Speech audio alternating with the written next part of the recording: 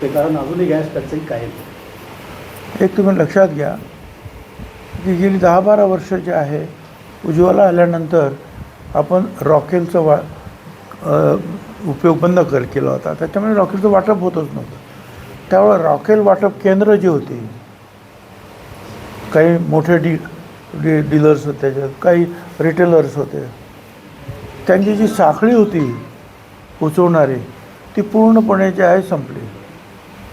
त्यामुळे पुन्हा आम्ही आता सगळ्यांना जिल्हाधिकाऱ्यांना कळवलं, मुंबईपासून सगळ्यांनाच, की अशा जी काही केंद्र असतील त्यांनी जे पुढं आले तर त्याचं ताबडतोब पुनरुज्जीवन, त्यांचं जे जे काही ते परमिशन वगैरे, त्यांचं लायसन्स वगैरे वगैरे वगैरे आहे त्याचं, हे ताबडतोब ते हे मंजूर झालं असं जाहीर केलं आम्ही.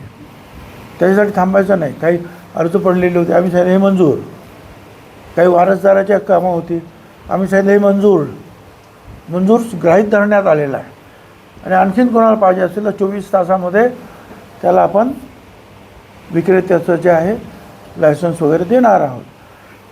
जवळजवळ 101 डीलर्स जे आहेत या बाबतीमध्ये महाराष्ट्रात पुढे आले आणि त्या ठिकाणी जे आहे रॉकेल वाटपाचं काम सुरू झालं. रॉकेल आहे, पण वाटप करण्यासाठी जी यंत्रणा जी आहे ते उभी राहते.